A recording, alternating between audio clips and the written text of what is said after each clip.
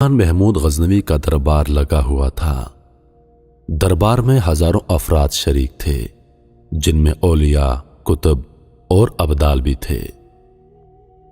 سلطان محمود غزنوی نے سب کو مخاطب کر کے کہا، کوئی آدمی مجھے حضرت خضر علیہ السلام کی زیارت کروا سکتا ہے؟ سب خاموش رہے۔ دربار میں بیٹھا ایک غریب دیہاتی کھڑا ہوا اور بولا، جناب، میں زیارت کروا سکتا ہوں۔ سلطان نے شرائط پوچھی تو عرض کرنے لگا، مجھے 6 ماہ دریا کے کنارے چلا کاٹنا پڑے گا، لیکن میں ایک غریب آدمی ہوں، لہذا میرے گھر کا خرچہ آپ کو اٹھانا ہوگا۔ سلطان نے شرط منظور کر لی۔ اس آدمی کو چلا کے لیے بھیج دیا گیا اور گھر کا خرچہ بادشاہ کے ذمہ ہو گیا۔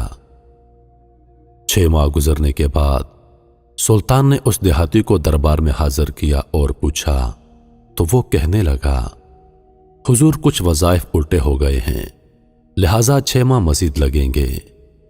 مزید 6 ماہ گزرنے کے بعد سلطان کے دربار میں اس دیہاتی آدمی کو دوبارہ پیش کیا گیا تو بادشاہ نے پوچھا، میرے کام کا کیا ہوا؟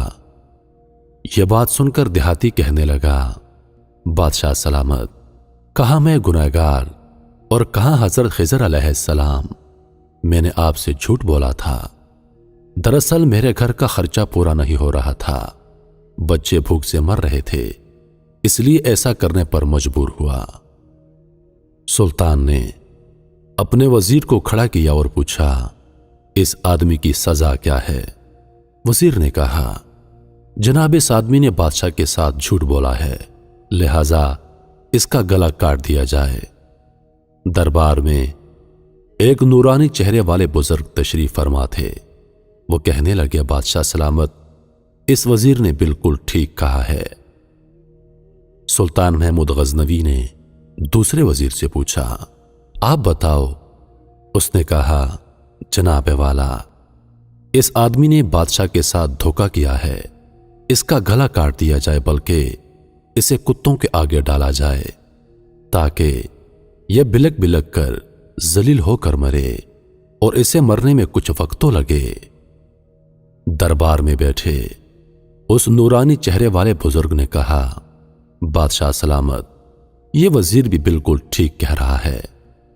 آخر میں سلطان نے اپنے پیارے غلام ایاز سے پوچھا، ایاز، تم کیا کہتے ہو؟ ایاز نے کہا، حضور، آپ کی بادشاہی سے 1 سال ایک غریب کے بچے پلتے رہے، آپ کے خزانے میں کوئی کمی نہیں آئی اور نہ ہی اس کے جھوٹ سے آپ کی شان میں کوئی فرق پڑا ہے۔ اگر میری بات مانیں تو اس کو معاف کر دیں، کیونکہ اگر اس کو قتل کر دیا تو اس کے بچے بھوک سے مر جائیں گے۔ ایاز کی بات سن کر محفل میں بیٹھے وہی نورانی چہرے والے بزرگ کہنے لگے، ایاز بالکل ٹھیک کہہ رہا ہے۔ سلطان نے اس بزرگ کو بلایا اور پوچھا، آپ نے ہر وزیر کے فیصلے کو درست کہا، اس کی وجہ مجھے سمجھائیے۔ وہ بزرگ کہنے لگا، بادشاہ سلامت، پہلے نمبر پر جس وزیر نے کہا کہ اس کا گلا کاٹا جائے وہ وزیر ذات کا کسائی ہے، اور کسائی کا کام ہی ہے گلے کاٹنا۔ اس نے اپنا خاندانی رنگ دکھایا، غلطی اس کی نہیں، غلطی آپ کی ہے کہ آپ نے ایک کسائی کو وزیر بنا لیا۔ دوسرے نمبر پر جس نے کہا کہ اسے کتوں کے آگے ڈالا جائے، اس وزیر کا والد بادشاہوں کے کتے نہلایا کرتا تھا، کتوں سے شکار کھیلتا تھا، اس کا کام ہی کتوں کا شکار ہے، تو اس نے اپنے خاندان کا تعارف کروایا۔ آپ کی غلطی ہے ایسے شخص کو وزارت دی۔ جہاں ایسے لوگ وزیر ہوں گے وہاں لوگوں کو کتوں کے آگے ہی ڈالا جائے گا۔ اور آخر میں جو فیصلہ ایاز نے کیا تو سلطان سنو، ایاز ایک سید زادہ ہے۔